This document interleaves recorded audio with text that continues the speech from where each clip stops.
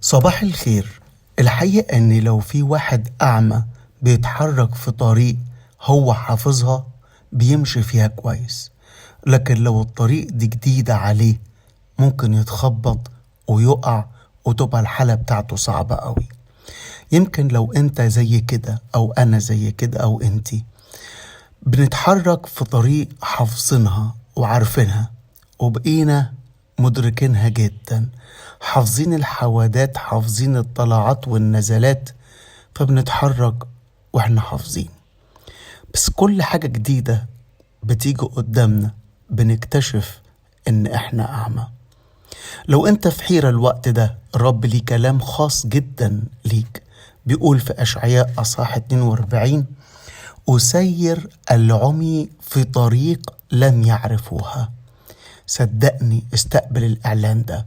لو أنت شايف نفسك أعمى، الرب راح يخليك تمشي في طريق ما تعرفهاش قبل كده. مش كده وبس، في مسالك لم يدروها ومشيهم. يعني هتمشي في طريق وانت مش عارفها ومسالك غريبة عليك جدا، بس هتمشي فيها وانت مطمن جدا وخطواتك ثابتة. عارف ليه؟ لأن رب هيعمل معجزة.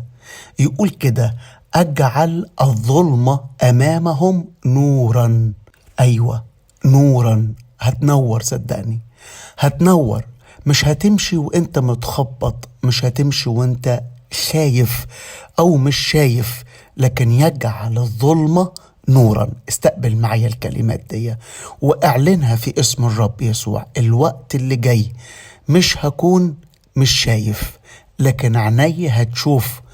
نعم، الظلمة تكون نور والمعوجات مستقيمة. عارف يعني ايه؟ طريق كانت معوجات قدامك، لكن الرب هيخليها مستقيمة، فانت هتمشي ومش خايف. عارف ليه؟ لأن الرب ختم الآية بكلمات قوية جدا أنا بستقبلها النهاردة لحياتي. هذه الأمور أفعلها ولا أترككم. ما تخافش، الرب يقدر يعمل كده.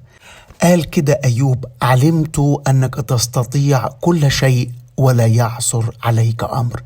يقدر الرب النهاردة، يقدر يسيرك في طريق لم تعرفها، يجعل الظلمة نور والمعوجات مستقيمة.